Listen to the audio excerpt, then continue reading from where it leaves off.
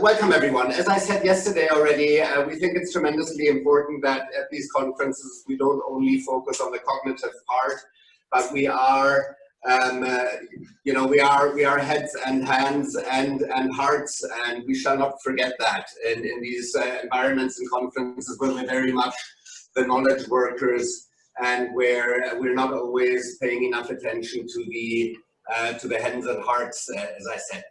We are getting started now with the global session, the last one for this conference on our final conference day. And I'm tremendously happy that we have two fantastic speakers. They're very different, their paths of life are different, but they both have very powerful stories to tell. And first of those two is Alyssa J. McDonald, who is wearing, she says she's wearing 3 hats, but I think it's many more than those 3, right? But the 3 maybe biggest hats that you're wearing are that you are providing training and to cocoa farmers to enhance their opportunities for sustainable livelihoods. And you yourself come from a farming family from Oceania. The second hat you're wearing is that you're providing consulting services to the European Commission. So you're involved in policy making on sustainability, corporate responsibility, and among other things also inclusion and diversity. And the third hat you're wearing is that you're working with CIGAR. Is it pronounced that way? Or is it, you'll tell us. CGIAR. Okay, on innovation in agriculture for a greener and more sustainable agriculture. And so we're tremendously happy to have you here and much look forward to your talk. The second speaker we have for today in this session is Hussam, who is, I never quite know when you are a refugee or when you have been a refugee. So you will maybe tell us about that also. Do you ever stop being a refugee? But Hussam came from Syria as a refugee. I think that is a right way of saying it. And arriving in Switzerland, he started working at an organization called Power Coders.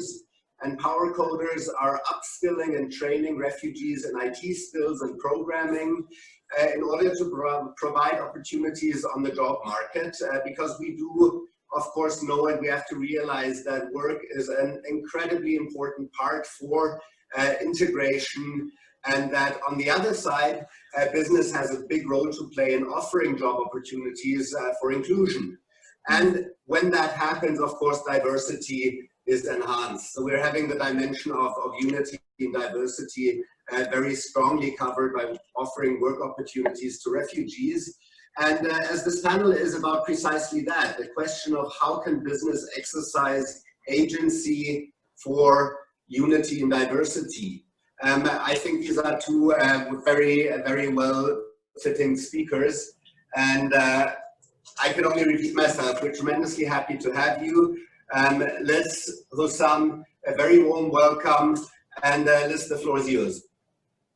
Great, thank you very much.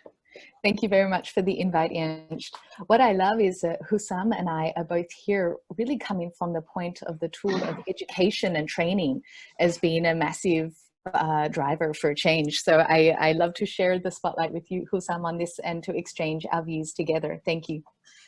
You know, Ernst, when you said, hey, welcome, this is Liz wearing 3 hats, I think that could actually be part of what unity and diversity comes down to, which is the diverse mindsets that we as individuals can have when we're in positions of decision-making, advising, and moving projects forward. And I think that's probably the first contribution here. And you asked me to come and talk about what's it like being a social entrepreneur and how does business contribute into diversity in advocacy and business.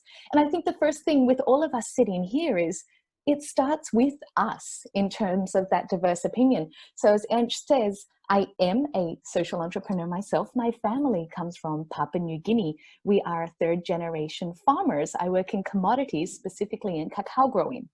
But on the other side, as a small farmer from a very small country and part of the world, we could never influence or move forward any sort of systemic change, which is how I find myself now in Europe, working really half-time in farming, developing social enterprises and businesses.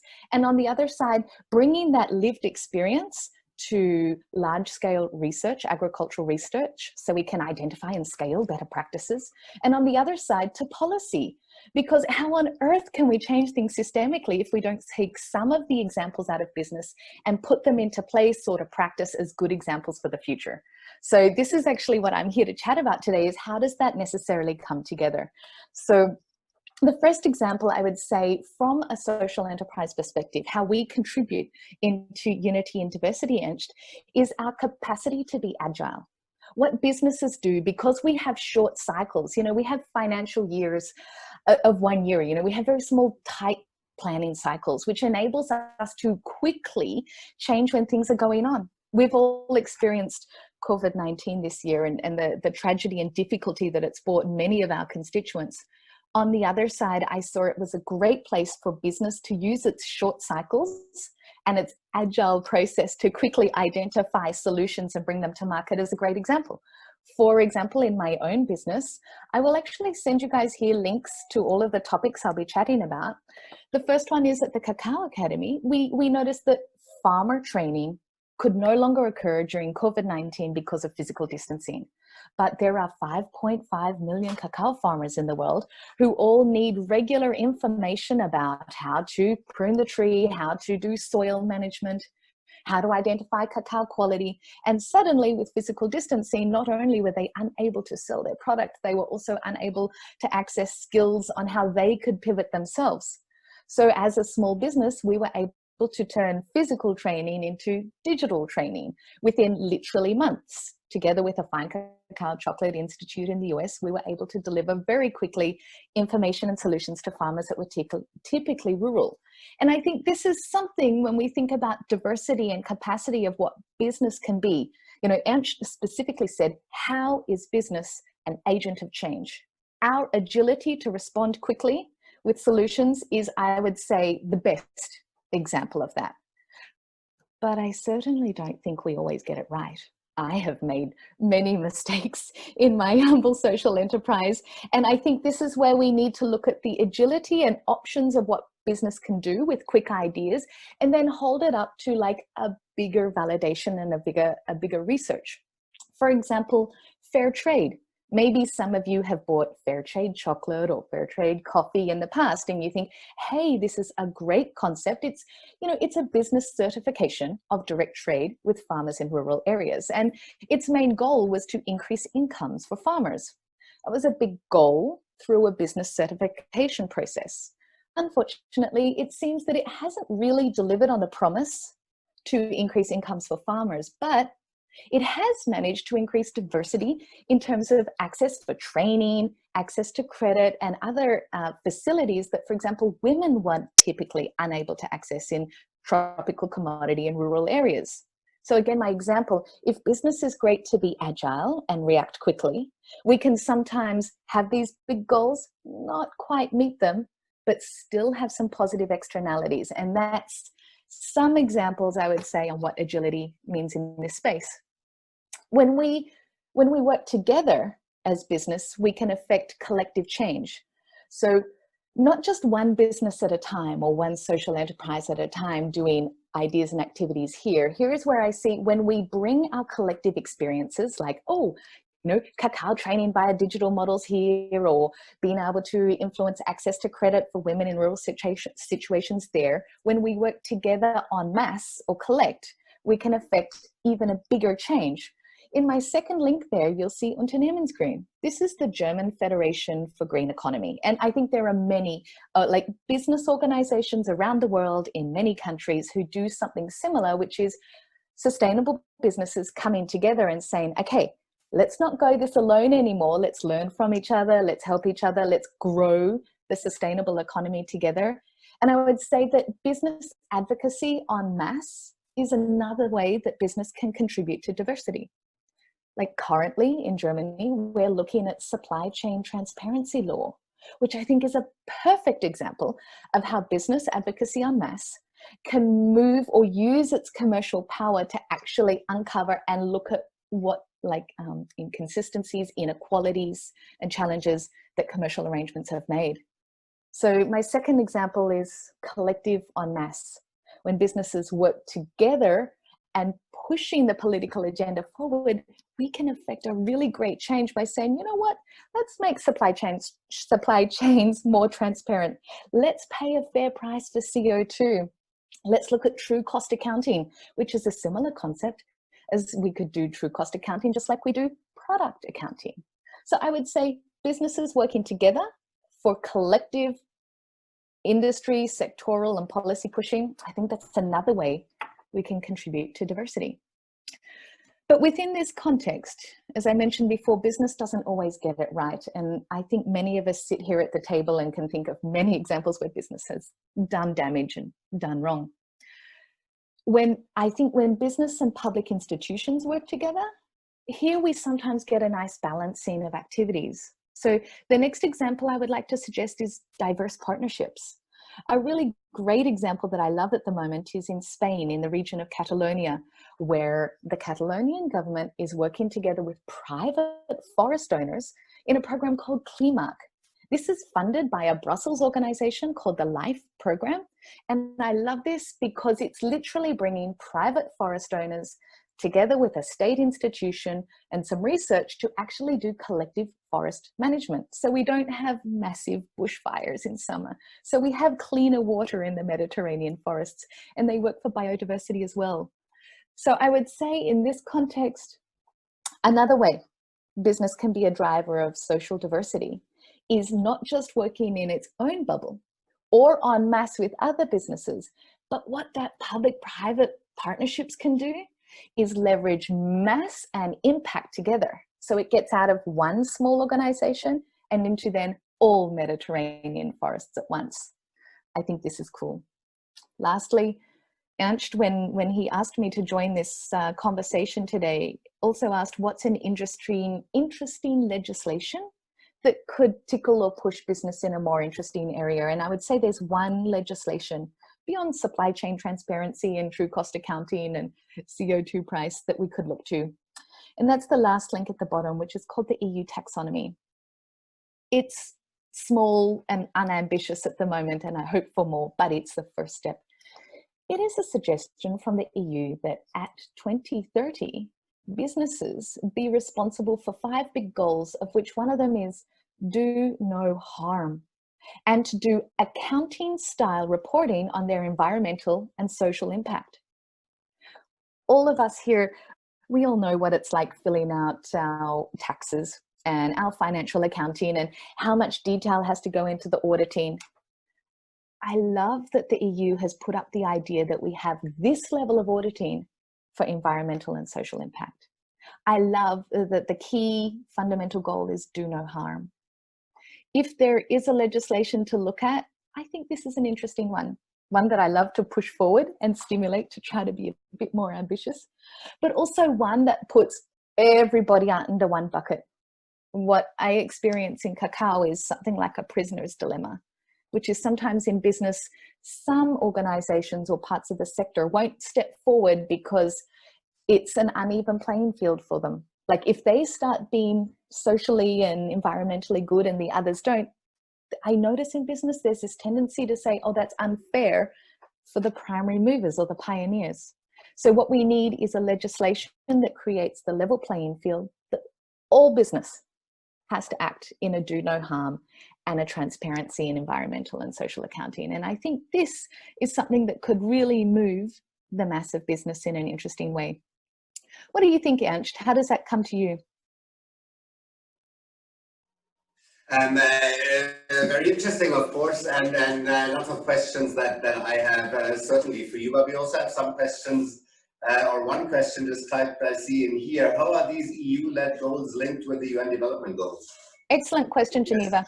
Yes. The EU taxonomy has been very influenced from everything from the UN SDG to the IPCC that's really the scientific base for setting some of these goals.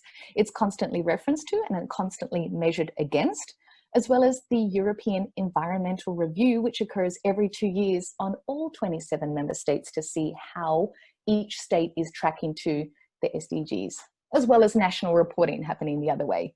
So I would say the EU taxonomy with do no harm takes in the SDG goals and takes it a step further in terms of not just voluntary, but mandatory reporting. I would say one of the downsides of the SDGs is that it's all voluntary, and which is why we need ambitious and mandatory legislation that makes that even playing field for all companies to do it. So I would say the EU taxonomy, because it's legislated and relative to all businesses, is almost that next level.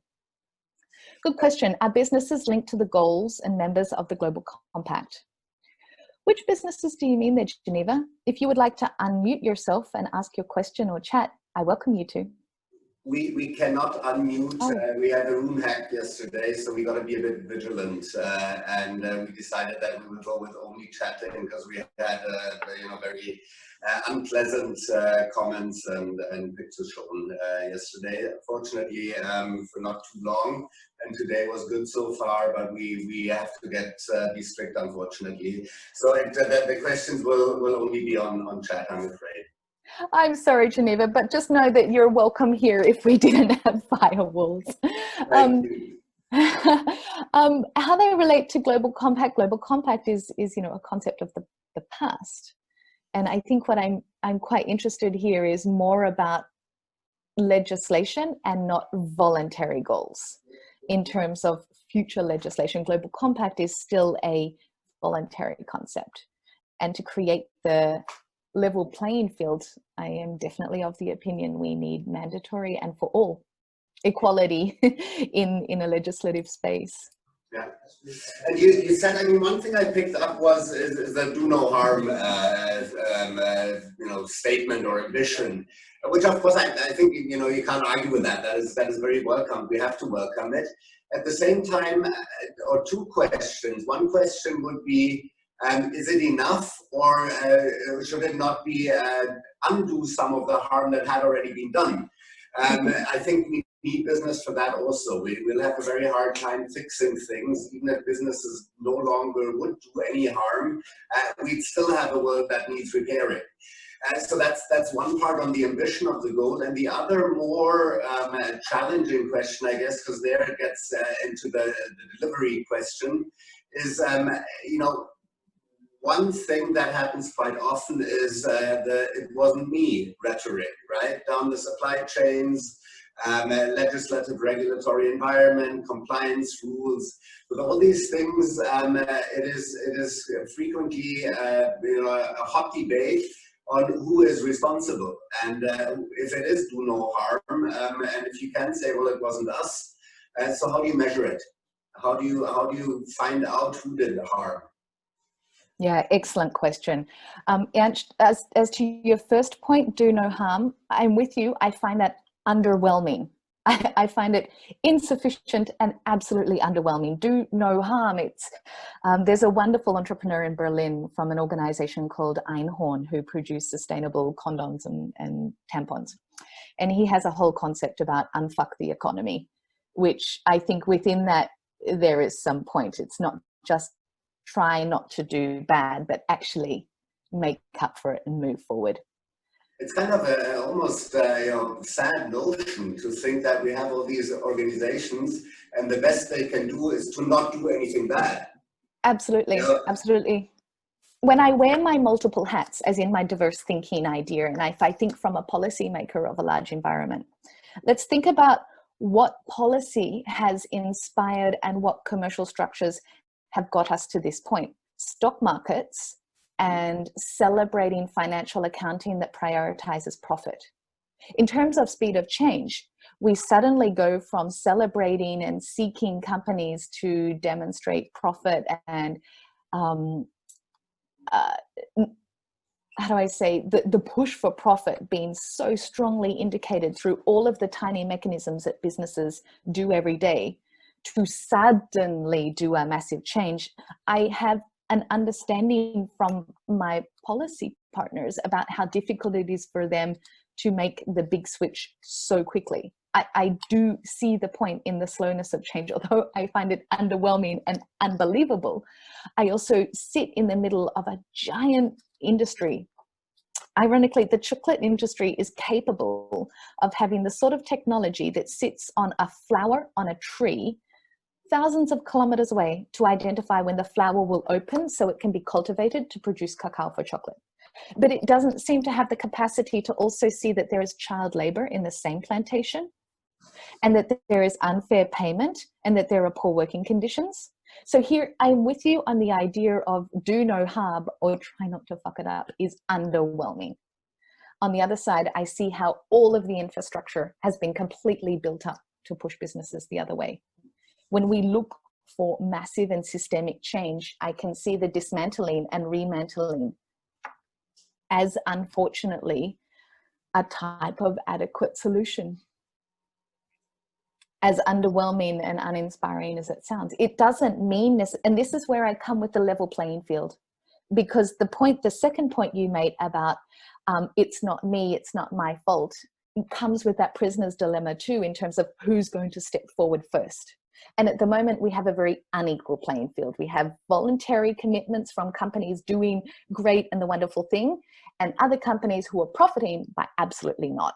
If we can just at least bring it to a level playing field and then make it ambitious, I think this will, I can understand how from a legislation and a functional perspective, this is a good way forward, as underwhelming as it is. But at least can we stop not having it be difficult, unprofitable, and hard for the companies who voluntarily step forward first.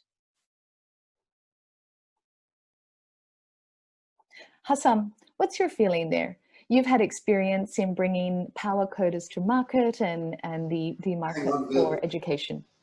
We'll have Hassam do a presentation also, so we'll just check, and then we'll go into the conversation between you two, hopefully, so that I can be as quiet as possible, and then you will know I will moderate, and I will have lots of questions. Hopefully the audience too. I mean, if any of you, of the participants, have questions, the chat box is open, so please put your questions in there. We're very much looking forward to those.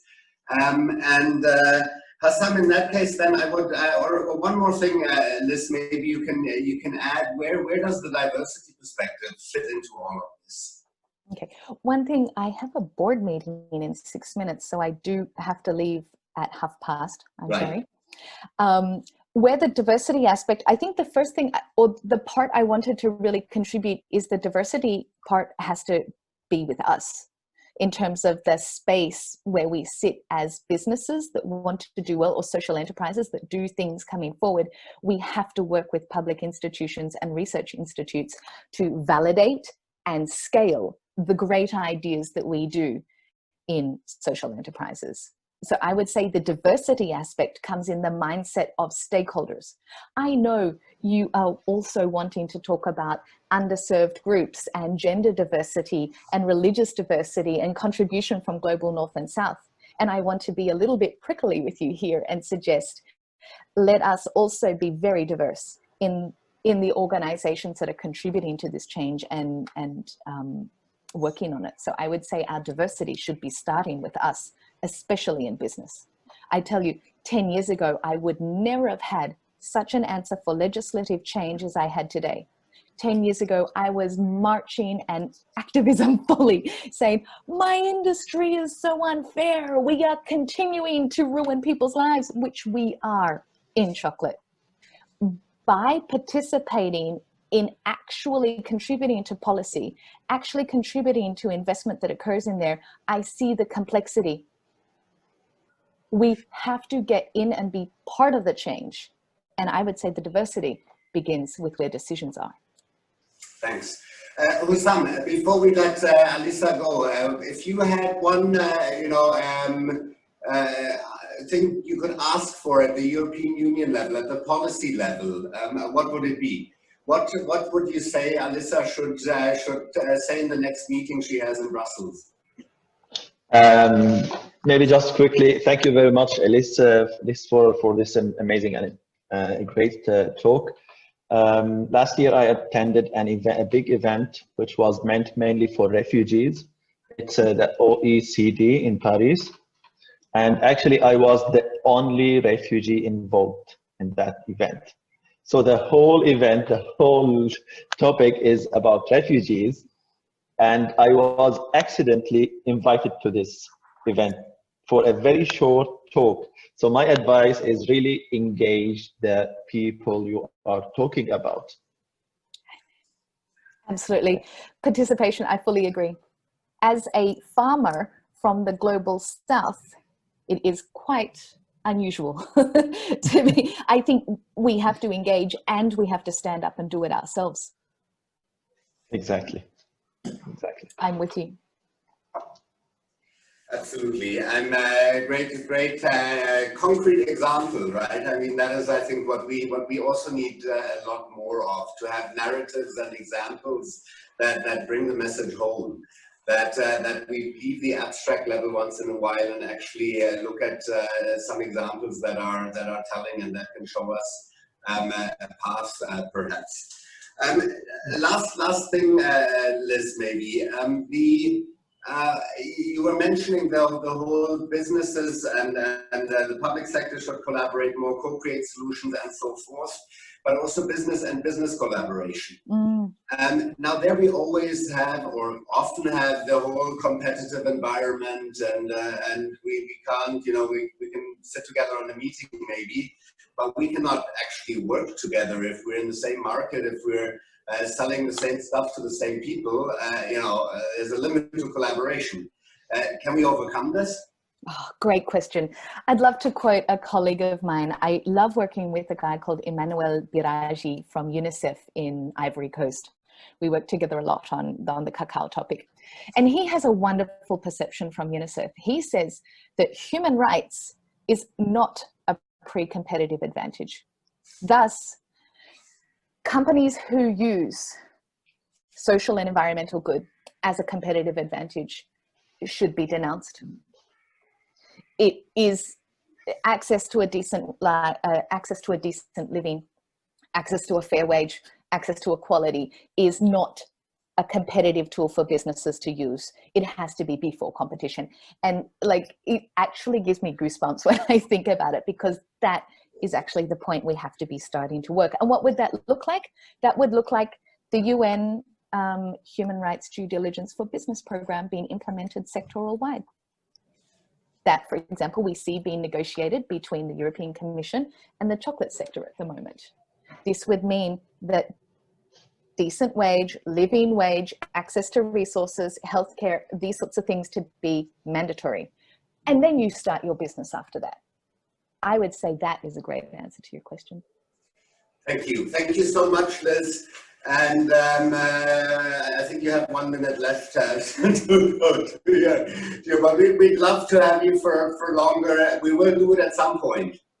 We work with each other every year, Ernst. I love it. I love the exchange. I'd like to quickly mention Marcus Glatz asked a question in the chat box. Could you share some good experiences with steering businesses in a more realistic ways, not only toward profit goals, but variety goals like SDGs?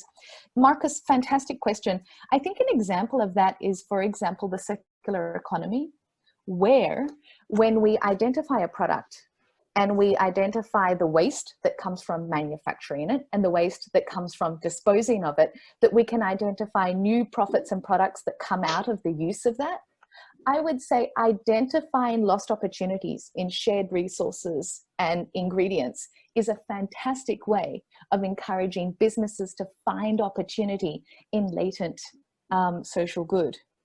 A simple example, when we keep the steam that we produce off machines and generate heating for local homeless housing, perfect example. When we spare our machines overnight and offer them as shared services for startups or organizations that are doing social good, great example.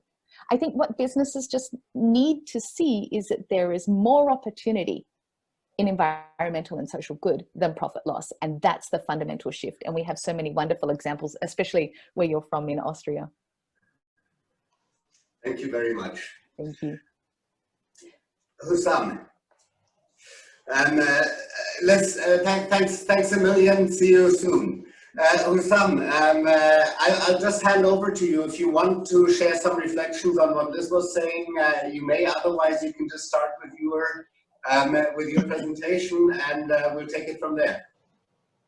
Thank you very much, Ernst. So it's an honor to be here. Thanks for the invitation, and also it's an honor to share this session with Liz with the inspiring talk she has delivered already. That's really absolutely an important topic to talk about. Maybe first I can start with my story, because myself, I'm a Syrian refugee. I've never imagined that I would be a refugee one day. I never imagined that I will go out of my home country or my city, my community. So it was like, I just was reflecting a little bit, because I used to do this presentation with the founder of Power Coders. We always do this because we want to show the people a kind of comparison between two stories of two people. One who is from Switzerland, who have gone through many phases in his life, and then one who went through the refugee crisis and had to leave his home country. So first, I'm from Damascus. I was freshly graduated from English language and literature in 2011. 2010, actually, I got married to my beloved wife. We were two colleagues at university, at Damascus University, studying together. And 2011, when the whole trouble started in 2011 in Syria, I got my first daughter. And in end of 2012, I had to leave my country. So things were going very fast. I never imagined that it's happening. Being very successful in my country, I was like even started working at a very an early age. Invested in a small project even before I start my university. I had lots of dreams, lots of things, full of energy. It's the time when you start really to build your future in advance. Out of a sudden, you wake up one day, you find the world upside down. I think, like you have a. It's a very sad story, but yeah, we should always tell it, because people should hear and listen to these things directly. As I mentioned, like you have a community, you have friends, you have a network, you have started very early in working, like at the same time, you wake up one day and you find everything, you have lost everything, and you need to run away to find a safe place, a shelter. So with my daughter and my wife, I actually was displaced internally in Syria for a quiet 1 to 2 years. Actually shorter than that, but I tried hard to stay in Syria because I never wanted to leave. And until one moment I felt like that's enough. It's unbearable. I should leave this, because it's not only my safety, it's also my family. So I went to Lebanon in 2013. And there I also stayed for 3 years. Actually, the first 6 months when I went to Lebanon, I was still in kind of a shock. That is this really happening? Is it like, I always felt like it's a nightmare, it's a dream that I will wake up. But I never woke up so far. So for the first 6 months, I actually was in a kind of a shock. I always like said, next week it will be done, it will be over. Next month it will be over, like week after week and month after month. It's never ending. So I just like said, like, okay, life should keep going. It will never stop for someone. And then I started to look for an opportunities to support my life, myself and my family, and volunteer with UNHCR, with World Vision, to educate refugee kids in the camps, and also taught part-time in a Lebanese private school. And volunteered with UNESCO in work as a reporter, as a volunteer also for the UNESCO project with the official Lebanese school, official Lebanese radio station. And then eventually I started a project, co-started a project where I built 7 schools of high quality education in the camps, which was quite a new idea at that time. And we had really built something very impactful at that time. And then eventually I got the opportunity, after waiting for a long time, to come to Switzerland through a resettlement project where you don't even pick the country you want to be resettled through UNHCR. You just apply for the UNHCR as a refugee, and then you have to wait for quite a long time. And one day I got this call that the Swiss embassy picked my profile to be resettled in Switzerland. And there also I went to Switzerland with my wife and 2 daughters, because I had my second daughter in Lebanon. In Switzerland for the first year, the very first day, actually, I tried hard to start to find a job, because I was 29 years old, and I always wanted to find something. And the very first week, I was moved to my apartment in Bern, the capital of Switzerland. So until someone told me, like, wait, you need to be patient. It will take some time. You need to understand this country, to understand the system, to understand the culture. You need to build a network. You need to really be patient, especially with the language as the biggest barrier. And he said, like, these are some kind of advice that you can receive from people. When you receive to a new place, you are completely a completely different place. So I spent the first year actually with doing intensive German courses and integration courses to understand the country, the new country I'm in now. And eventually I heard about Power Coders, because it was at that moment, it was the very start, the very first pilot project in Bern. And so I applied, because I felt it's a unique idea. It's not like only a course that you have to follow. And at the same time, I was applying for university, because when I started to apply for jobs, I really found it very difficult. And they said, like, maybe your certificate, your bachelor is not recognized in this country, and you need to get some other credits from educations and so on in this country. So I was applying for university, and at the same time I applied for Power Coders, because my goal was really to be independent out of social welfare, and then maybe on the long term I can study part-time and continue my education. Luckily I got accepted with Power Coders, because we were 120 people applied for this pilot project, and only 15 got selected, and I was one of them. So eventually I followed the 3 months intensive training boot camp, which I will explain a little bit what is this boot camp, what is the whole idea behind it. But it was the kick-off to me to start my career life, and also maybe in the near future to go back to my studies and continue studying. Because even when I was in Damascus, trying to survive in the last period and displaced internally, I applied again for postgraduate studies. I got accepted, but I never had the chance and never had the time to go and attend and do the classes. So everything stopped suddenly. Like, life just stopped out suddenly in Syria, and you have to start from scratch from somewhere else, especially in Lebanon or in Switzerland here, where nobody knows you, nobody knows if you are qualified or not, nobody knows if you were successful in your country or not. You almost lost everything.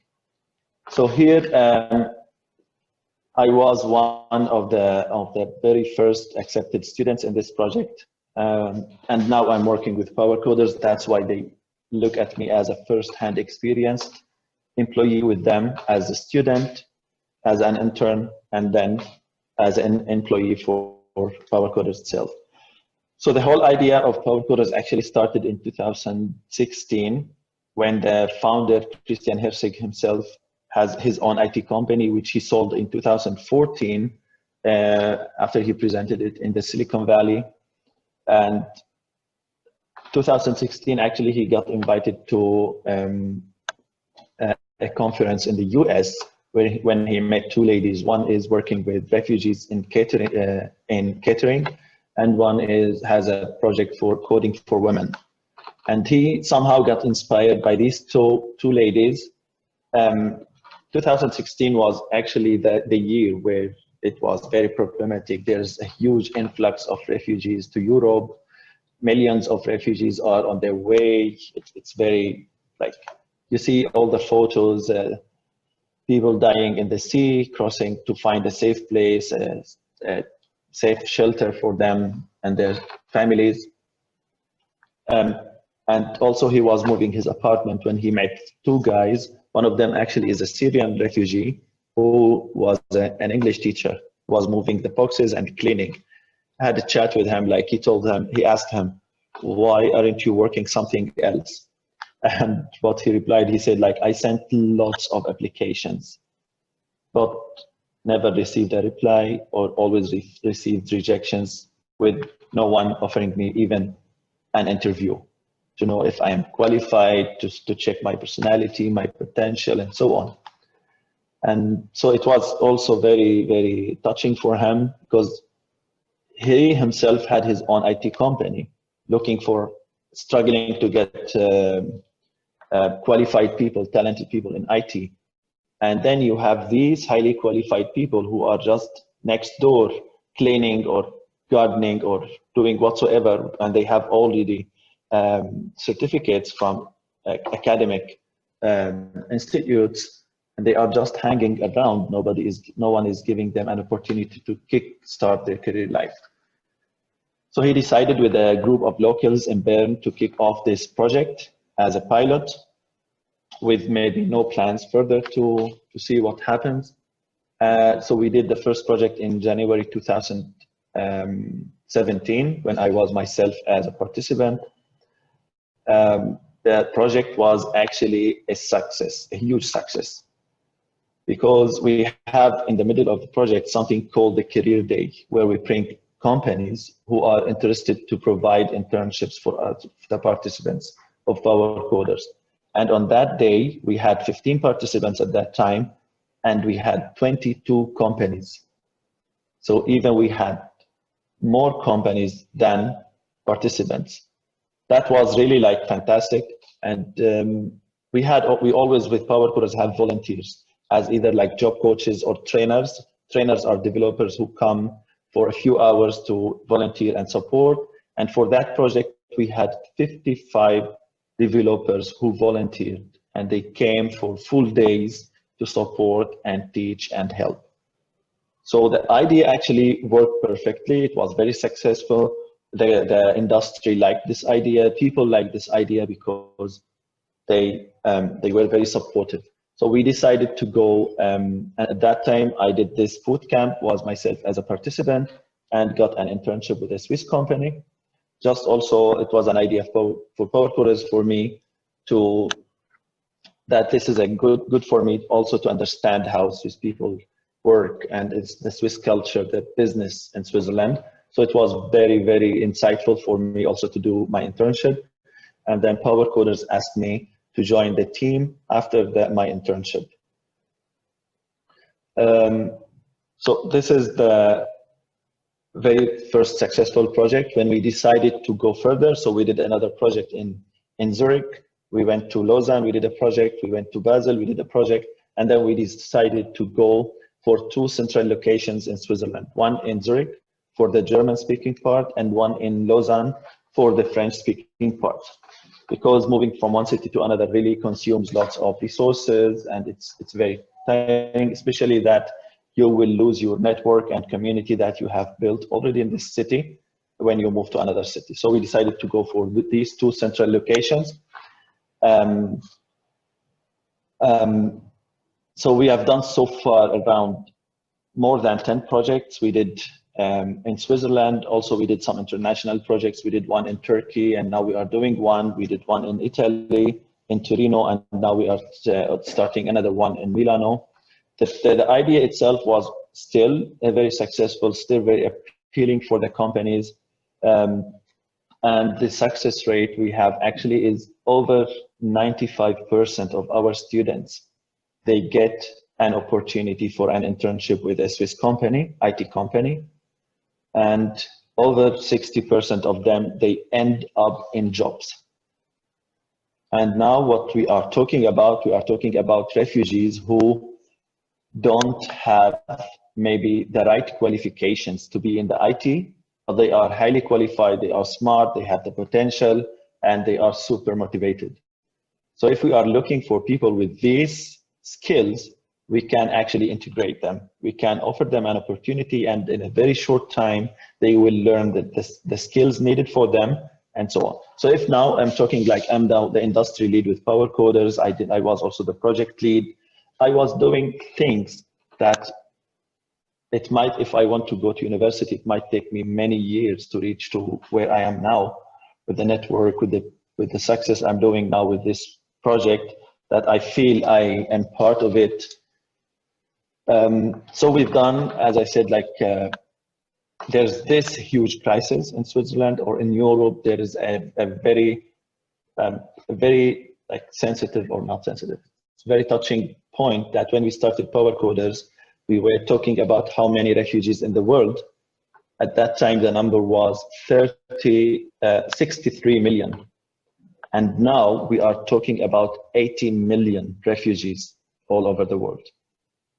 So around 20 more million refugees in about 3 years. This is a very sad fact. Now we are talking about, most of these people are not only as maybe labeled in some media channels, or most of them are highly qualified, are university students who couldn't actually continue their education.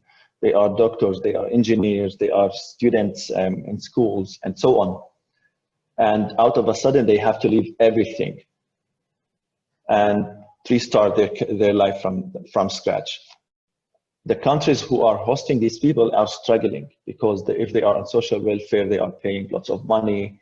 And at the same time, there is a huge gap in IT. Like in 2025, there will be around 2 million unfilled jobs in IT in Europe. And we, as Power Coders, we believe that these people are a good fit to fill this gap because they are highly qualified.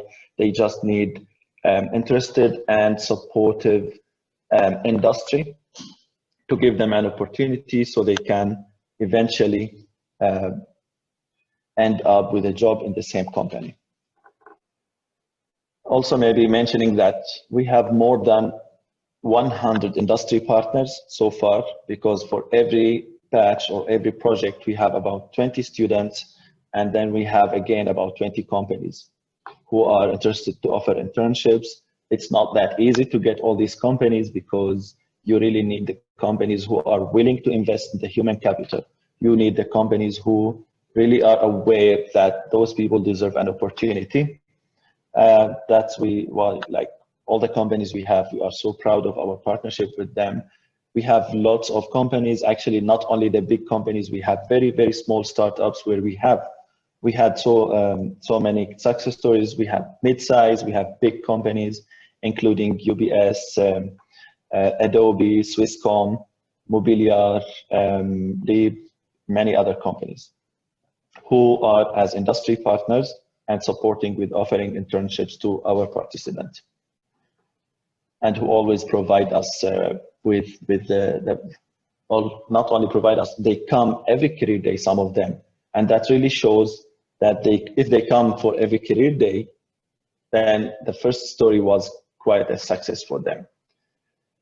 So now we are talking from the side of the business side, and if we are talking from a refugee perspective of a participant, it's before starting Power Coders, it's very difficult for them to start. It's very difficult for them actually to repeat many years of education at university. It's very difficult to find a job that they really love and like. And when they start with Power Coders, at the end, they end up with a company that they have picked themselves, they like, and this, you see that they become very successful in a very short time. One of the touching stories that I always mention when I do present Power Coders is a Syrian guy with a bachelor in IT who spent 2 years in Switzerland sending applications. He speaks very good English, he speaks very good French because he lives in Lausanne. For 2 years, he said, like, I sent more than 100 applications to companies, and I never received an invite for an interview. So he was very disappointed. He was very, very sad. And when he joined Power Coders, also he was quite, let's say, critical that it will not work. He was not really, because of the experience he had. And he joined Power Coders, he followed the program, and on the career day, actually 3 companies offered him a job immediately and not an internship. And this really shows like this person is highly qualified. 3 companies are interested to offer him a job. He selected one of these 3 companies. After 2 months of his internship, he got employed, he got promoted, and released to work with another company, which is partnered with the same company. Another story from a very touching person is from Pakistan. He was struggling all his life from being displaced to India, to Afghanistan, to many places. So he never had a stable life. He never had a stable education. And when we accepted him with Power Coders, we really focused on his potential, his motivation, his skills, personal skills.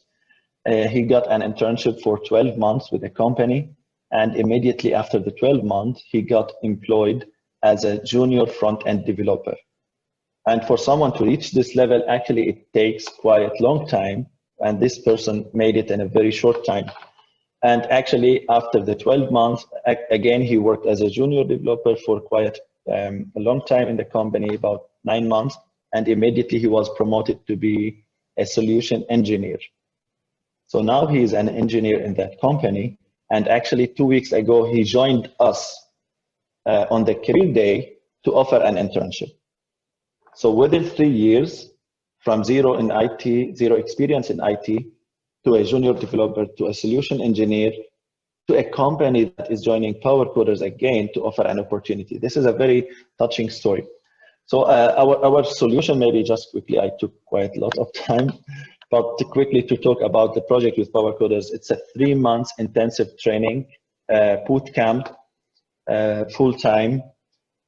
It's divided into 2 parts. The first 7 weeks are actually dedicated for building strong foundations with front end, with Scrum, Agile, GitHub, other stuff. And there's the career day after the first 7 weeks, where the matching happens between companies and students, participants. And then we have the last 5 weeks where we call them focus and specialization weeks. And it's the weeks where we prepare our students well for their internships. So we actually, after the matching, we ask the companies about the requirements, and we teach our participants on the requirements that the companies want, so they are ready for their internships. So it's really specific for the industry needs. I only talked about the 3 months intensive training on IT, but actually it's not only IT, because we know it's not only the hard skills that are needed for someone who came from a different culture, from a different background, to be successful in the Swiss industry or in the IT industry, but it's also the soft skills, the mindset, the attitude. So we also have something called the social and business skills. It's where we do lots of workshops on time management, project management, agile methodologies, many different topics. Also the Swiss culture, IT culture. What do you need to be successful in this? All of these things are all together in these 3 intensive months of training, followed by an internship of 6, 9 to 12 months with companies, where they actually, this internship helps them to sharpen their skills to be ready for the work afterwards. As I mentioned, it's been very successful so far. So we managed to place over 90% in internships with different companies, all sizes. And at the end, over 60%, it's ongoing estimation. Most of the, they end up in jobs, and some of them actually, they go the way I wanted to go, where, okay, now I'm independent out of social welfare, I can work part-time, and then I can continue my education. So why should I wait for many, many years until I'm able to work and be out of social welfare, which is an issue here in Europe, like to be on social welfare, consuming from social welfare and so on. But now if you can actually pay yourself, cover your expenses, then you can continue yourself without being under pressure. I hope I covered many things, and now we can take the questions. Sorry for not. You covered a lot of things, Susam, and it's just I've heard you. I think we were on the phone once or twice, and I saw you at a presentation also once, and it's just I could listen to you once a month to hear your story, and I would not get bored of it, and I would be moved every time. It is impressive what you have achieved personally, and it is also impressive how in the organization you're working, how Power Coders have set up an ecosystem that goes beyond the charity, but that actually delivers real inclusion and that delivers opportunities that are lacking in many ways. But I think what's also lacking is not the factual opportunity, but also the creativity and the way to navigate and to find solutions rather than complaining about that there are no solutions. I have a ton of questions, but there's also questions raised here. So let's give the audience here the first go. And Radha from India is asking, can you share 3 to 5? It can be 2 or 6 also, but can you share some critical success factors for turning adversity into opportunity? What does it take to generate these opportunities? Actually, yes. How diversity helps companies actually to thrive, to have different points of view, to have maybe relating to that story I mentioned about the guy from Pakistan who is now a solution engineer who started from zero experience. The company said like they started a project with the support of this person, and actually he initiated that project.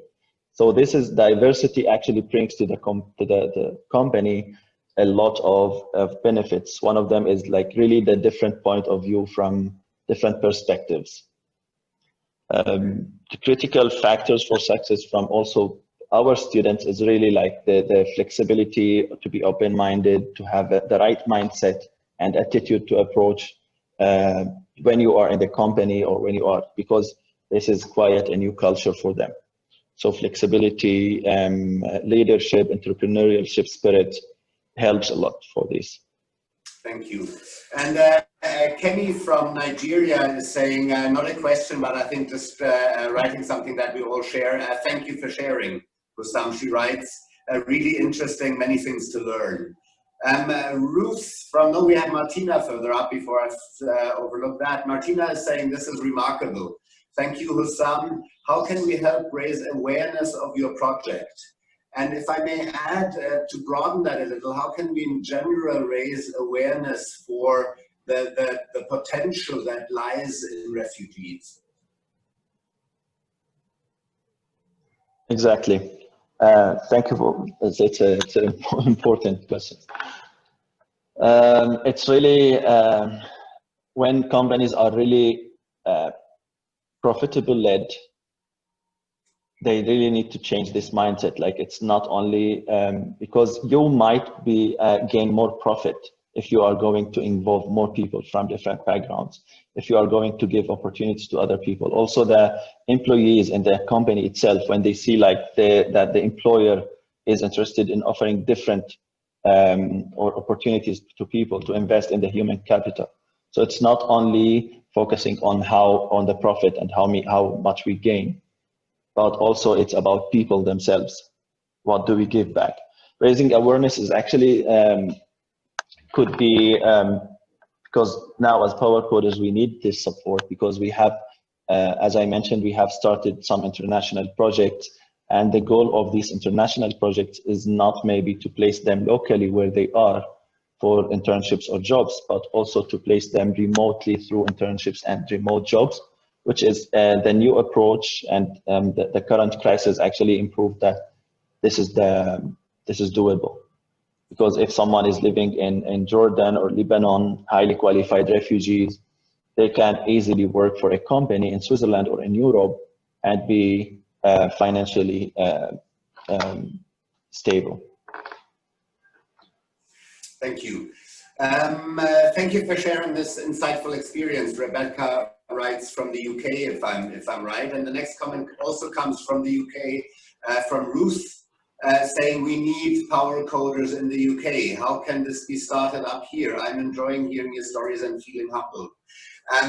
What's the process of you expanding? You said you're going to Italy. Ruth says you should go to the UK as well. What's the process? How do you start? How do you set up shop in a new country? So this is our goal actually for the next 3-4 years, to build 10 digital hubs in Europe and in MENA region. So actually UK could be one of our target cities. So if we can also get the support from Roots, we get connected. Maybe if you go to our website, powercoders.org, you can also find my email there on the page of Zurich. We can also discuss it. I can connect you with our CEO International to discuss if there are opportunities, because we are willing and interested to go to other cities where refugees are struggling to get into the IT industry, struggling to get into the business. Because when we go to that country, we don't only go with our solution as a boot camp, but also with the mindset, the interest to change the mindset of the industry, to invest in these people. Yes, and Ruth is just responding. She has found your website, so get ready for some mail. The next one comes from Ilona, and I think that is a very crucial one and interesting one, is how does PowerCoder select the candidates for the program? And she adds, your story is amazing and inspiring. What's the selection process? So we reach out, actually, we reach out to the institutes that deal or work with refugees, and we open the application. It's on our website, any refugee, and now actually it's for migrants. We dedicated some seats. I will mention later why. So we receive applications, sometimes between 100 to 200, and we do an interview, social interview we call it, to check also about the personality, the potential of this person, and we do an IT test. It's not that advanced, but it's also to check the logic of this person, and we do something called testing weeks. So it's a very long, picky. It's not that difficult or complicated, but it's really to select the right people who have the right skills and mindset to be successful in this industry. So we end up actually out of 100, let's say, we filter 50 and we invite these 50 people for the interview and the IT test. So we end up with 16 to 20 people. Very who good. will be accepted for the course. Yeah. Yeah. Great. Next is from Astrid. She would like to know whether there are similar intermediary organizations in other industries than IT. Are you aware of power coders, not power coders, but power auto mechanics, or power chefs, or power other professions than in the IT? Yeah. Is this a replicable model, I think, would be the bigger question. Exactly. We sometimes got some requests to do these things, but actually why Power Coders is successful is because we are very focused. We took only one field, and we tried to do it in a very good quality and in a very good way. That's why we didn't want to do many things at the same time. But whenever we receive a request from someone, we also propose that we are very willing and happy to share our experience on how to do it even for other fields, because the structure would be almost the same, but then the target group and the industry is different, which could be curated with a team. So actually, there's a project here which started also in Switzerland, but they are not really focused on one domain, but not mainly on IT. So maybe, as you said, like power designer, etc. Even when we say power coders, the word power coders sometimes confuse people that it's only coders, but it's not, because we could place our students in any IT field. So we placed someone maybe in the HR in IT. So it's not really related to coding, but in IT still, these UX, UI, designing, and etc. It's really up to the companies when they join the career day and they look at the profiles and they see like this person actually studied something different, which we need. So this is a short way, and it's less work for both of them.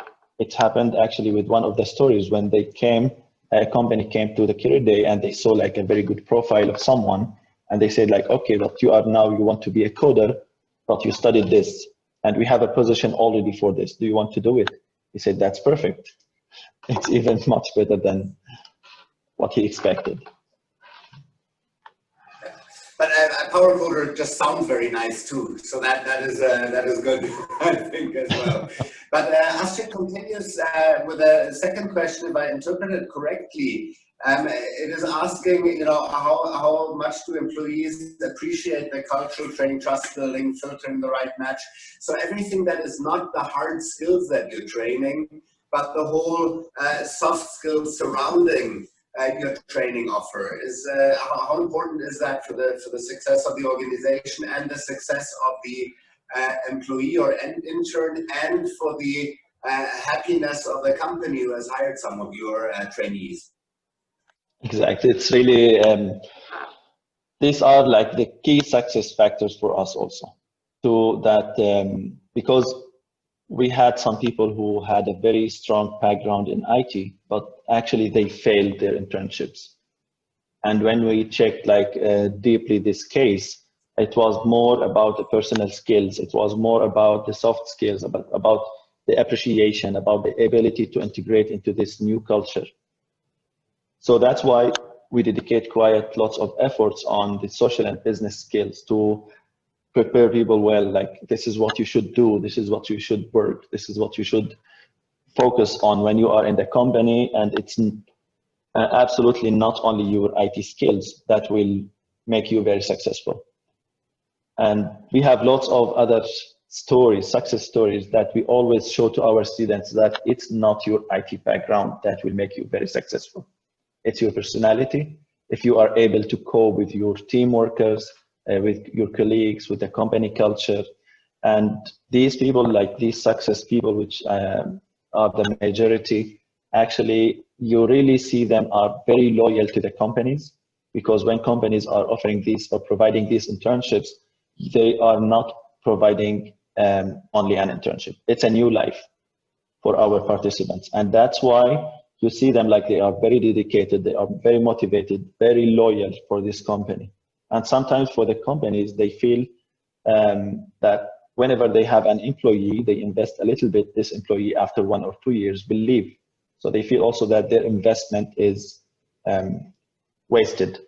But with our participants, they can really have a long-term employee, not only for a very short time.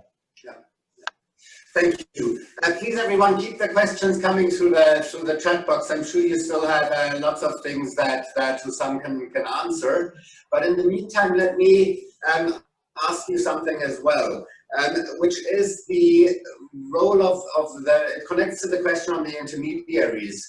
To what degree do you think it is simply a necessity, or at least very, very helpful, that a Swiss organization simply, organizes these career days where there's an environment where recruiters have more confidence or more trust, less prejudice. Because let's face it, in many HR departments, if there's one CV with a name that sounds like she or he is from the next village, and there's one CV where Hussam is on the CV, your chances are going to be smaller. And does PowerCoder support in overcoming this also simply by providing a trusted platform to the recruiters? Actually, yes, it's the most difficult process, let's say, beside to the recruitment of the students and so on. But recruiting companies for the career day, it's quite very difficult because, as you mentioned, like it's the labels, the labeling, and most of the questions that when I approach a new company that we have this opportunity, we are providing you this chance, but they say, okay, like they are refugees, can they work? Are they allowed to work? Are they qualified? Do they speak the language? So all of these things that make the process even more difficult. And that's why we always show cases from our success stories with the previous alumni that who've been a very short time very successful in that company. For the career day, we always aim for 20 to 25 companies, and we reach this number, but it takes lots of efforts because it takes many calls, many meetings with the company. Sometimes the HR is interested, but then they need to convince the teams, because also if the teams are not motivated, we know like this story will not be successful at the end. So we work on both, like not only on the students, but also we work on the companies. We do some calls, we do some meetings. Like it's quite onboarding them on this whole new concept. Right.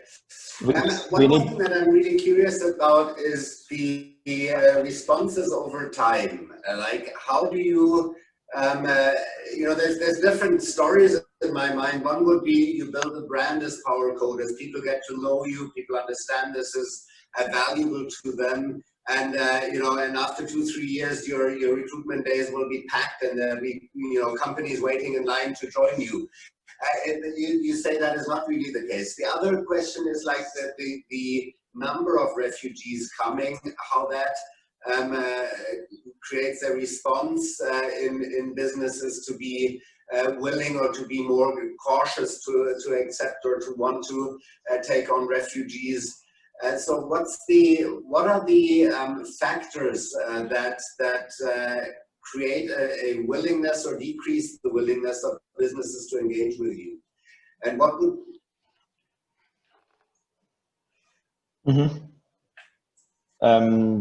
As I mentioned before, like there's a huge gap. There will be around 2 million unfilled jobs in IT in 2025. So there's already a demand for IT talents, which is most companies are not able to get the talented people they want. They can't get the employees they want. So now I feel like also it's from the company point of view that we need to change our attitude, and not only, and maybe to lower a little bit our expectations and go for offer someone an opportunity, even if this person is from a different culture, from a different religion, from different race, and so on. We need to break these walls. These are just walls that we have built ourselves. Yeah, and I mean, you're mentioning the job vacancies that will come up in Europe over the coming years. And but that is kind of the, and before you said it's not only about business, it's not only about the profit, right? But this, we need job vacancies to fill that. That is sort of closer to the argument about it's about business, it's about only profit. So my question would be, in terms of attitudes, in terms of mental framings, in terms of, what are the biggest barriers in recruiters? What would we need to overcome from a business organization to be more welcoming, maybe not only to refugees, but generally to a more diverse workforce? What is keeping businesses from moving faster on this? Also, I think it's the company itself to build this culture internally inside the company. So it's not only one team who is trying to do this, because it will maybe be super difficult for them. But if the whole company, if the, as also Lise already mentioned, it's the decision makers inside this company decide that we are very supportive, we are pro power coders, or not only power coders, pro refugees or migrants into our company, and with the teams, that will affect the whole culture into in the company. And not only, it's completely different when a single team is interested in this project and he doesn't have the full support from the management or from the HR, then there will be lots of troubles, lots of problems maybe on the way. Maybe this internship after 12 months, it will just stop with no further engagement after that. But if the whole culture from the company is supportive, then after this 12 months, there might be different solutions. They might offer a part-time job. They might offer an apprenticeship, or even a job, a junior position if it's possible. So yeah, I really think that we need first to build the culture inside the company. And just adding that onto that before we go to two more questions that are there from the audience in the meantime. If you're saying it's all about culture and you need to change culture, are you aware of any, and if not, that's perfectly fine, but do you have any examples of companies that are recruiting from you, or maybe not even companies that are recruiting from you in general, that are doing some kind of cultural training or something with their employees in order to prepare them to be more open for inclusion and diversity? Exactly. That's what we offer. Also, like there's the first part, like when we say industry lead. So I'm the industry lead. So I first have the first contact with the company. And if the company even has a problem to have a contact with a different person from a different, like a refugee, then it will be clear from the beginning if they will continue or not. But if we move further steps, then like this company is really willing to go further and be involved in this project. And then we do some meetings, some interviews, we explain to them what we do, what is the goal, what is the main idea behind it. We also mentioned about this shortage and the demand for IT. And then comes the second step when they come to the career day and really talk to people. Like it's also see them in person, to have some personal feelings, which is very powerful, because you always hear about them, but then when you talk to them, lots of things in your mind will change. That's also we experienced many times when a company, it was very difficult for me to convince a company or some companies, but then I just try to convince them like, okay, you just come to the career day, you meet them. If there is a match, there is a match. If there is no match, thank you for joining us. And after the career day, actually some of these companies send me 3 to 4 candidates they would like to interview. So what is the difference here? From rejecting to join, being reluctant, it's not very interested, to being motivated to offer an opportunity. It's because they gave it a try, they joined the career day, they talked to these people face to face, eye to eye, and they really looked into the potential and not into who is this person, what is his religion, what is his country, what is his nationality, and so on. They looked at the potential of these people. And then we do something called ready sessions. And in these ready sessions, we invite the responsible person of the intern in the company for a workshop where we share the best practices, the challenges that they might face, and all of these things are actually learnings from the previous alumni that we have sent to the companies. We had many success stories, we had some failed stories. So these are learnings that we always need to focus on and take some lessons. And so we have designed these ready sessions where we invite the companies and share with them all of these things. And also we focus with the company on how to plan the internship, how to manage expectations, what to avoid, what to focus on. Even sometimes we share with them some misunderstandings between the company and the student, the intern. Sometimes the company says something, sometimes and the student, because of his maybe different background, they understand it in a different way. So there is also sometimes lack of communication, and that's also why we provide the intern or Power Coders participants with someone called a job coach.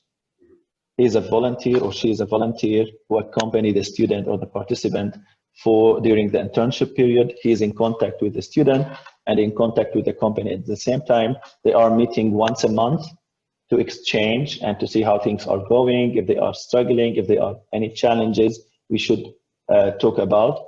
So if you put all of these things in one package, like to work very well on the student, to work very well to prepare the companies very well, and then to do this workshop, then the end result would be, or the success rate would be higher. Yeah. Thank you. We've got a few more questions that came in now. One is from Ruth, again, thinking about this question, what about the barriers which nations and governments erect? There is a long way to go away from the rhetoric of diversity and inclusion. It's very fashionable to talk about both, but there are barriers, and there are also the institutions around us are putting up barriers, the governments. Maybe here in Switzerland we are quite lucky that the rules are easier, and refugees with B and F status, they are considered as Swiss citizens. So they don't need a work permit. We don't need to apply for a work permit and go through this process to get everything. They are considered, if they are recognized refugees with B and F status, they can actually start working immediately. And we just declare this opportunity to the canton, and that's it.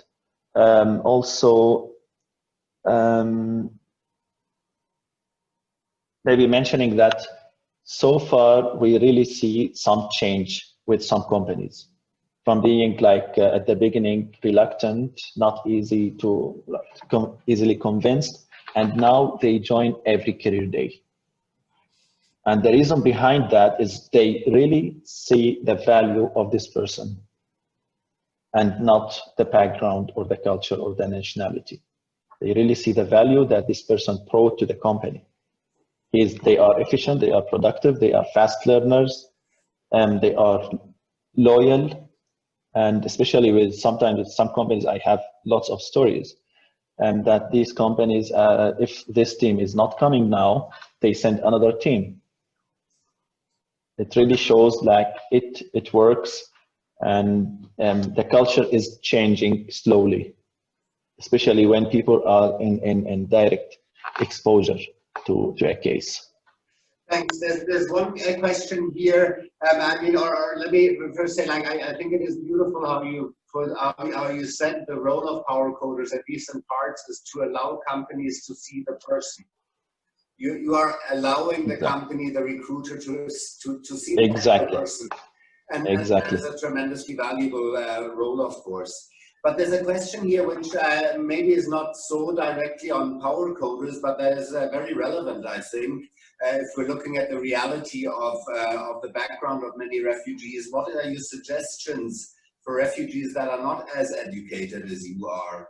Your experience is very amazing and insightful, but what would you share? What recommendations would you give refugees that do not come with a success and education that you have had? It's quiet. So I think the first point that every refugee should have when you come to a new country is really to be open to the other, to really see catch the opportunities you have, even if it's not in IT. You should be open to grab an opportunity first, to build a network, because what helped me really is to be open to people, be flexible, join them over, even going to lots of meetings and meetups. Just talk to people, listen to them, expose yourself to the other culture, so you really understand how people behave, how the people react, how people perform. And because there is also a very nice story I heard last year when I was talking to a company. I told them like, do you have maybe refugees in your company? He said like, yes, we have. And then I asked them, how did you get this person? He said like he was playing in the football with our CEO. So, and they got together, they had a chat, and the CEO found like he's a refugee, they like him, he's smart. So he like the CEO offered him an opportunity. You really be part of the community, do not isolate yourself. Even sometimes you will face lots of barriers, lots of struggles to understand, or like, but you need really to be there, to meet people, to talk, and to grab an opportunity when you get it. Thank you. And I can imagine it not always being easy to expose yourself, I think, as you said, because you feel very vulnerable. I mean, with the background that you're coming from as a refugee, you know, it must be that a lot of things you fear or you experience as a threat, even if they aren't. So it takes a lot of bravery, I think, to do what you're saying is to expose yourself. But it is probably necessary. Exactly, but it's very necessary, because being a refugee is not like I'm always so proud to say that I'm a refugee. It's not something I don't like. Just very quickly, when I was opening this session, I said I never quite know whether are you a refugee? Were you a refugee? Well, what's your take on that? Like, will you always be a refugee, or at some point will you say, no, I'm no longer a refugee? Or I'm a refugee and always be a refugee, and eager to help refugees. until you go back to Damascus and set up power quotas there.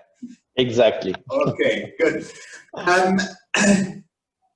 Astrid is asking, I understand Power Coders works with both types of trainers, refugees and local and Swiss employees or trainers. Do they have different roles? So are the refugee employees at Power Coders doing training of refugees, whereas the Swiss are going to the companies for acquisition? Or how do you, is there any you know, functional distribution dependent on whether you are a refugee working at Power Coders or not? I'm the only refugee who works with Power Coders, maybe also looking at type background, but most of our alumni actually work with and now in Swiss companies, and they are doing quite a very good job. We have many different roles involved. We have trainers. Actually, this means that we also involve the community to be in a close contact with these people. So we have the trainers who are developers and who are willing to invest some of their time to volunteer and help refugees. We have the job coaches.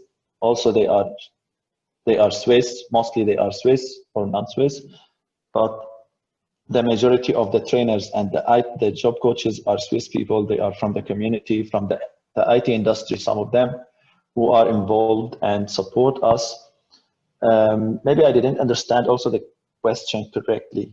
I think the question is, if I don't know if I understood it correctly, but I think it is whether you assign roles also with your volunteers, whether the roles are that people take.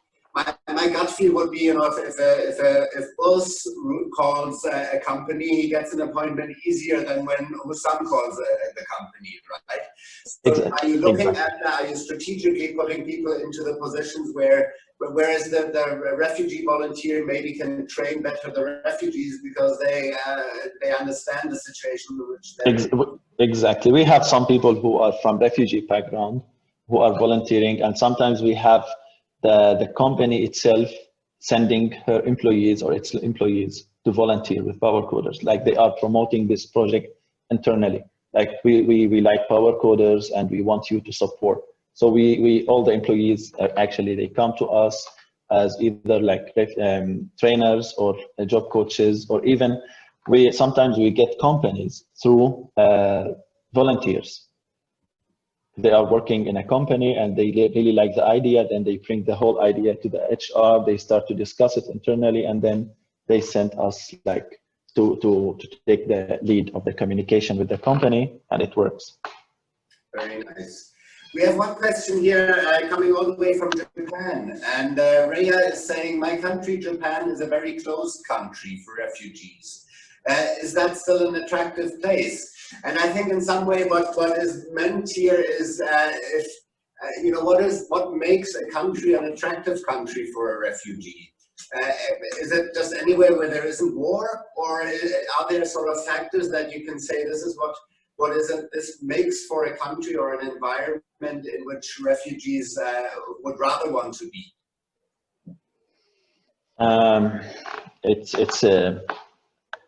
It's hard to actually say if this country is suitable for refugees or not, because we can create the opportunities. We need always to knock on the doors. We need, even if this door is closed, we keep knocking on the door until it's open. So maybe you hear about some, or for me, I heard from lots of people when I came to Switzerland, like, it's a closed country, it's very difficult to live as a refugee, you will be always rejected, and so on. So if I really kept these labels in my mind, I would have never done anything. But we should first maybe take these labels out of our minds and start. Sometimes you will get rejected from 1, 2, 3, or 4, but it doesn't mean that we should stop knocking on the doors and trying. At the end, it will work. Not everyone is the same. Even I believe in Japan, there are people who are willing. I already know some people who are willing to support refugees and find opportunities. One more thing that I'm quite curious about is what the main struggles are, what the main difficulties are that the be it intern or employees already experience in their first months or first year when they are in a new company. What is it that is really difficult for them? And are there, you know, and what can the businesses do to overcome those challenges? I believe like maybe the first few months as a new employee, even if from a different culture, like the most important is the well onboarding process for the new intern. Being patient, being gentle, especially for the first month. Take them by their hand, like it's kind of investing in the first month, but then you will be able to relax for the rest of the internship period, if the onboarding process is done perfectly. Yeah, and any, I mean, your numbers were impressive, right? 95% of your trainees get an internship, and 60% of them get a job. Mm-hmm.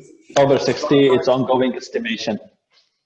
But those jobs are in the organization where they interned. They just stay, and their contract or their status shifts to employee, or do they find a job after having done an internship?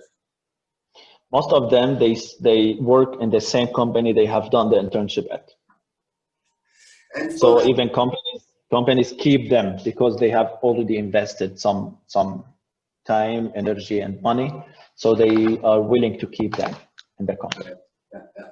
And for the 40%, estimated roughly 40% that don't, is there sort of the top 2-3 reasons, or is it every case is different, everything is?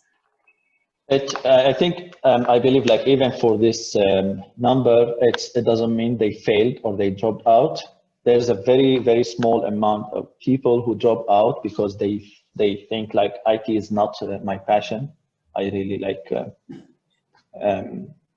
because it's a complicated process somehow. So many refugees are still struggling maybe from trauma, from many problems, maybe related to their families their families are still there under like in danger.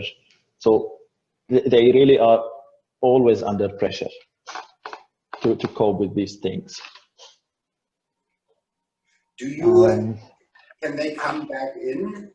If they had their training, they've done an intern there, or they've and they're not getting work, can they come back to Power Coders, or is it is it a closed process, and once you've run through the training, you're gone? So we always keep supporting them. So if they want to come back, we do another, we have something also called a connecting program. It's an online project. Also, we need to test their commitment, their skills, to improve some of their skills. But not all of them. Actually, some of the students don't end up in jobs because they want to go to university. They had an opportunity, they got accepted, so they don't continue with the job engagement. They go for the study. Some of them, they extend their internships if the company sees that they are still under the level they are expecting. So they extend again for another 6 months. And at the end of these 6 months, they offer a job. So it's really different reasons. And the dropout rate is very, very low.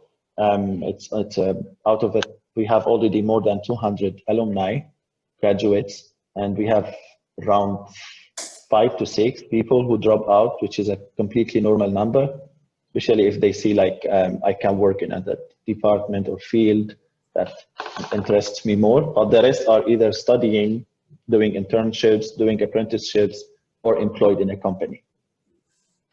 Is there an alumni network? Do you have a Christmas party once a year, or where your alumni are invited? Are you supporting them to continue supporting each other? Yes, exactly. We call them senior alumni. Always, we have the community. We have also we use Slack, so we have everyone there. We do every year a party where we bring everyone together.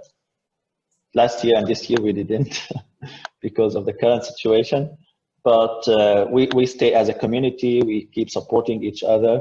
Even the volunteers, the community. For every project that we finish, we meet for 6 months. We do meetups, postgraduate meetups. So every month we meet, we exchange, how is it going in your internship? Are there any challenges? And then they give the advice to each other, like how we come over all these challenges. How did I deal with this problem? How I solved everything. So we meet for 6 months after each project.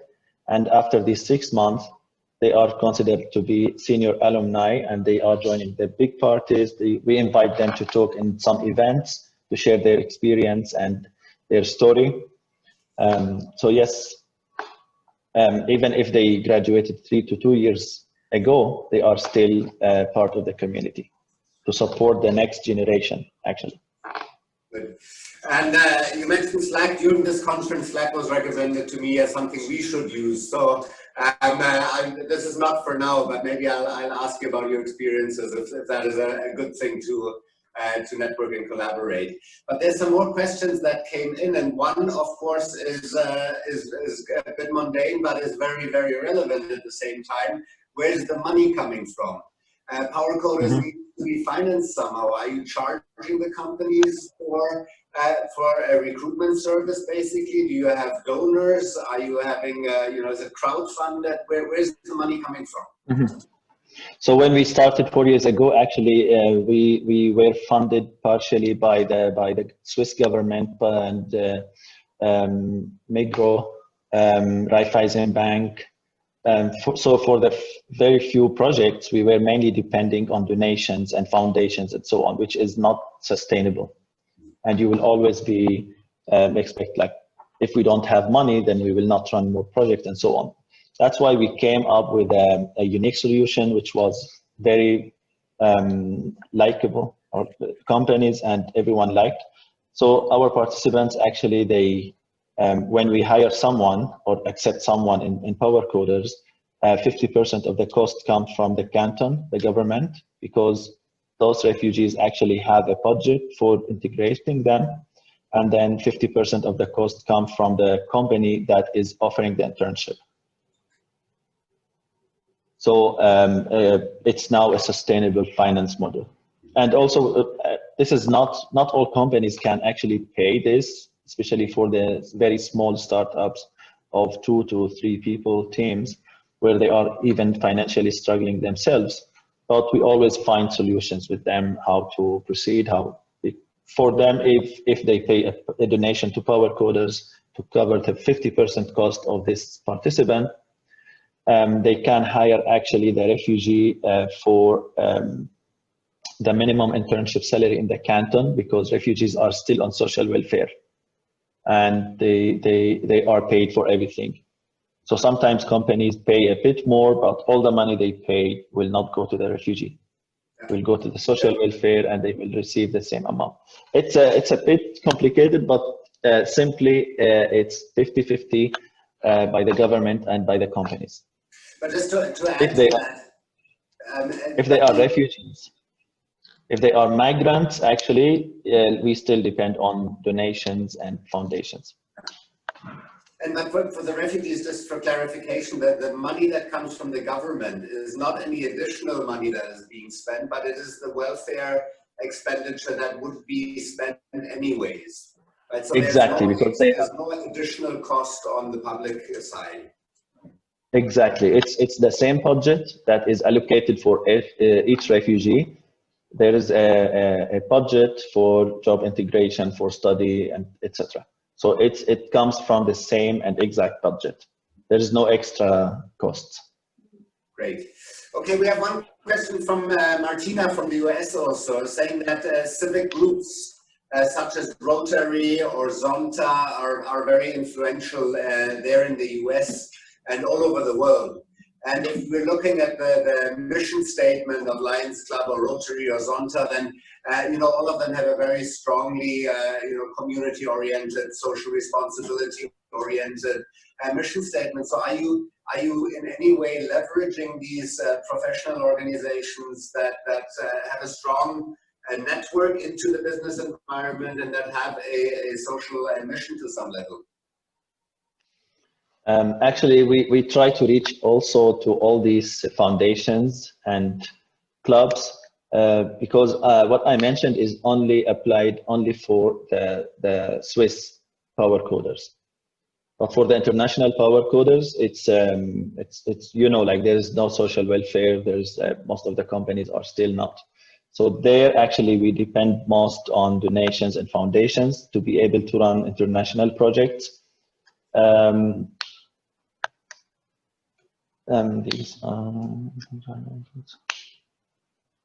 Yeah, did I answer the question or also misunderstood it? Yeah, well, is there anyone, are you aware of Rotary and those clubs, and do you collaborate with any of them? Did you ask them and they said no thanks, or did you not ask them, or did you ask them and they said yes, we will do something with you? I think we did not.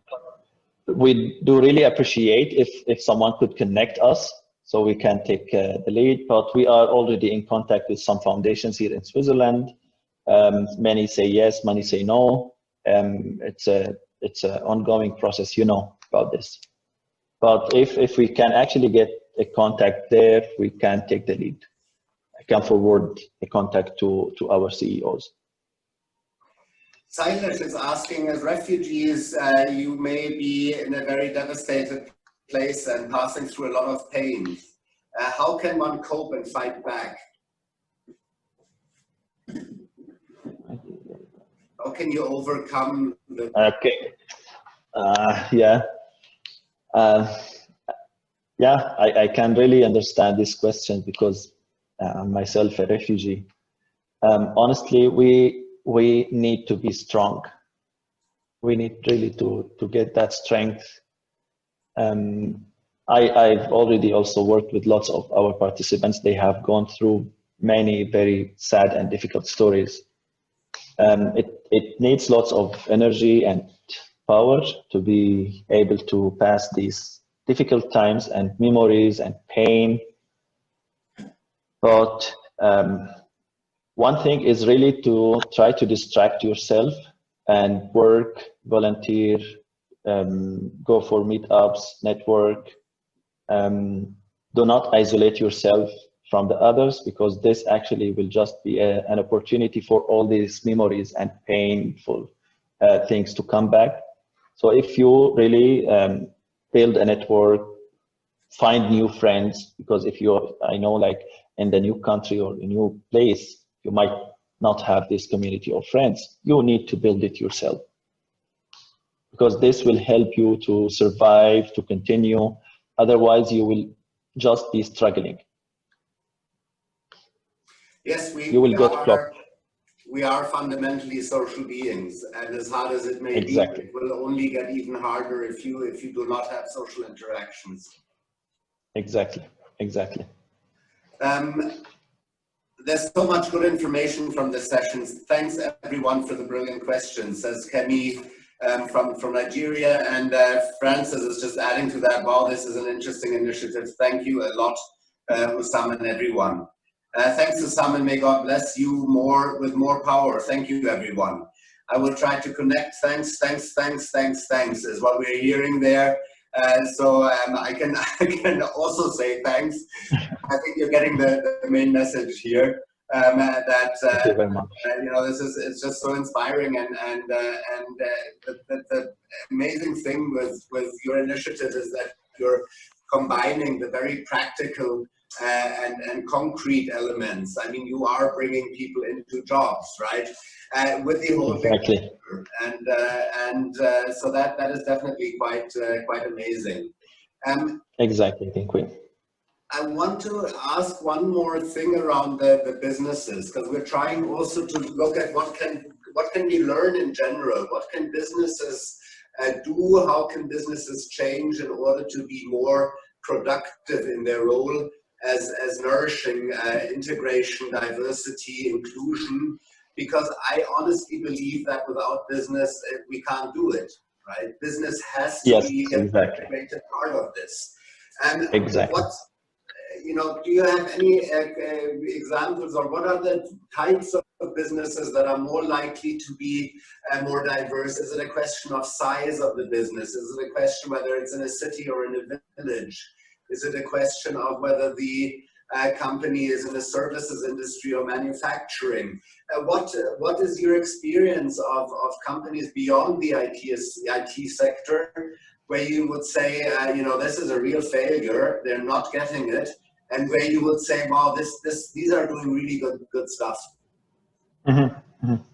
Actually, it's not the size. Absolutely, it's not the size, because we have some experience with companies who are very, very, very small. Like we have a company of 2 people who offered an internship for someone with 0 experience, with no knowledge in IT.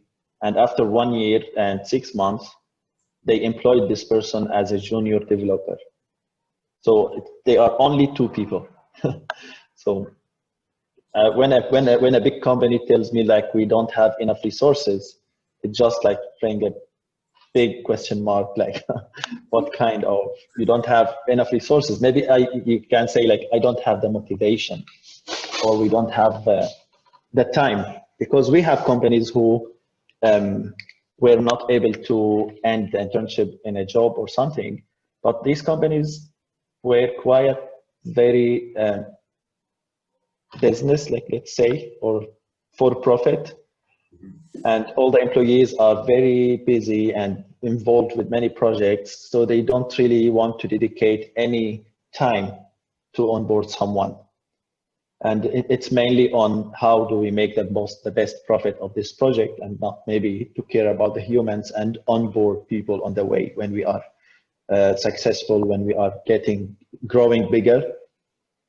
So size is absolutely not a problem. We have success stories with very small companies, with mid-size, with big companies.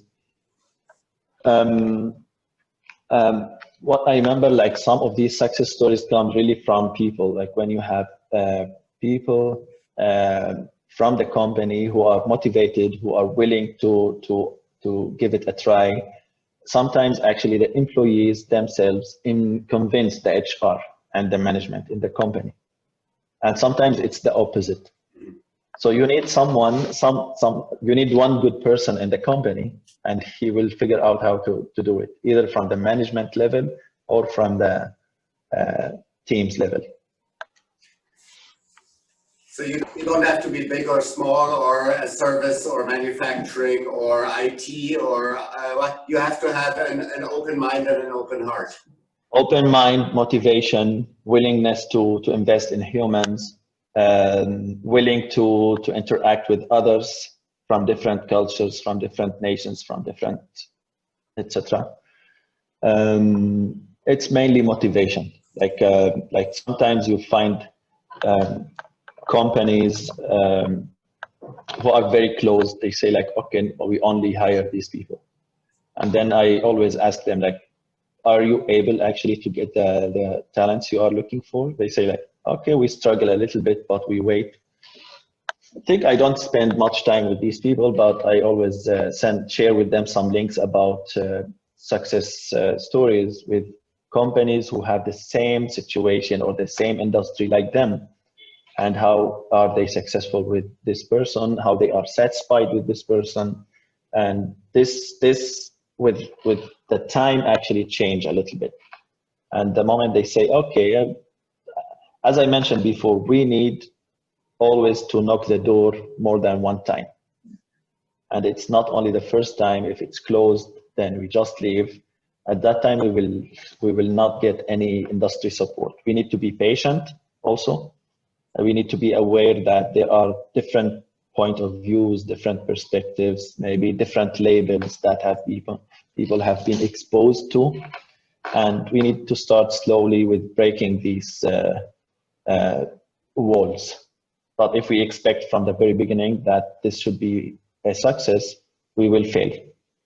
If we are patient, if we give it some time, if we try more than one time, if we try to build a trust relationship with the industry as refugees, and then again from the industry with refugees, then things would work perfect. Yeah, thank you. I want to shift topic a little bit at least. We've been talking a lot about the refugee situation, about power coders, about what business can do and does not do. But there's the other dimension that is very impactful, is the whole policy and regulatory environment. I mean, I know that there are situations where companies want to take an intern, but the law forbids them to pay a salary to an intern who is a refugee because of the status isn't clear. And so they want to work, they have the ability to work, they have an offer on the table to work, and the regulatory environment, the government doesn't allow them to work. So these things, I mean, and all for good reasons. I don't want to mock the regulatory environment. You know, there's been thought going into that, and many things do work, I would think. But how much do we need to work on the whole regulatory environment to make it easier for both businesses to hire refugees and to integrate and more diversity into their organizations, and for the employees, for the refugees, or for employees that are having a hard time finding a job to actually be able to get a job?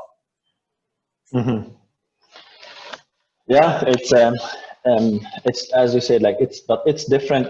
It's really different from one city to another. Let's say talk about here in Europe, it's different from one country to another. Some of them are flexible, they really make things easy. Some of them, they make it a bit complicated. Also, they have their own reasons. We are, as we said, like we are not criticizing or mocking someone. But the main barrier for like why companies sometimes pay a salary and it goes directly to the social welfare, because this person needs, or this refugee family, let's say, needs this amount of money that they can be independent. And if they receive less than this amount, they will always be on social welfare. And that's why we sometimes work with the companies that as long as you cannot offer this salary, that they are out of social welfare, let's make it a win-win. So you offer them bonus, vouchers, coupons, things that will help them to improve their skills, to make life easy for them, and also you donate for power coders or whatsoever. Like it's a win-win for everyone. Hussam, we're we're nearing the end of the session, and I know this could go on. It would be even nicer if we would be sitting together in a room and have all the personal interaction much better. But let me just close with an open question of how do you see what's the future for power coders, and how can we replicate the success at scale? How can we scale up what is needed to scale up the success story of power coders? Yeah. So we are working hard on this. I see the future, like, as I said, we are already working hard to build 10 digital hubs in Europe and MENA region, where we can really offer refugees an opportunity, refugees everywhere. Like when we say the hubs, it means like we aim for local internships in the countries, or remote internships for companies who are looking for talented people. There is a huge demand. There is a lack of IT talents, and we believe these refugees could be the solution for this problem. We create this culture of trust between everyone, so everyone is satisfied. Everyone is actually, let's say, for companies, they are getting the talents. For refugees, they are getting these opportunities. For power coders, we are able to empower more people and impact their lives. So this is our first step for the next 5 years, to build 10 digital hubs in Europe and MENA region. And hopefully we can also be replicated to other countries. What resources do we need is mainly, as we said, like we are now setting up a new business model for the international, with the next generation fund, maybe with building partnerships with clubs and foundations to be able to run our operations internationally smoothly, because beside to the human resources, that you always need people who are like-minded, like they have that same mindset, they have the same passion, they have the same interest like you. It's mainly human, it's not business. For the companies, it will be both. It will be business and human. So it's a win-win at the same time. You increase the diversity in your company, you get the talents, and you solve a problem that you were looking for someone, and you got this person. All right, I will not even try to provide a summary for this session, because it's been so rich, and I know I will take some time to digest, and I will read through the chat again to collect all the information that was there. Thank you so much for both, I think, for being so open with us, sharing a personal story to people you have no idea who they are, on a Zoom call, sitting in front of your screen. That in itself is admirable, very much so. So thank you so much for your openness and for your willingness to share very personal and painful experiences with us here today. Thank you, of course, very much for sharing the story of power coders. A huge success story, and I think a story we can learn a lot from both the way it is set up, the way it is operating, and the success you generate is proof in itself. We need no further argument whether this is a good initiative or not with the success stories that you're providing us with. And in that sense, a big thank you from everyone, from the humanistic management community, from the participants of this conference. And I very much do hope that it won't take too long until we can personally meet again, because I'm sure this would be the time to have a drink together and an apéro, as we say here in Switzerland, and move to the more informal chat. It's been a great pleasure having you here, Hussam. Thanks a lot for your time, your energy, for contribution, and all the best. Thank you very much. Thanks a lot for having me here. It's an honor also to share my story with you and with everyone. Thanks a lot for this opportunity. Bye-bye. Bye-bye. All right. I need to take a breath here now. I think this was incredible, the story that Hussam can tell us, and I'm very happy he could make it. But I'm also very happy that our next guest is here. I saw you coming in, Anne, and I made you co-host. And Anne Glor, I met through a colleague of mine at the University of Lucerne, and she is doing great work. It's somewhat related to Hussam, I guess, in the sense that she is working on the reversing it in a way, and not bringing refugees into employment here in their countries where they have found refuge, but Anne is working towards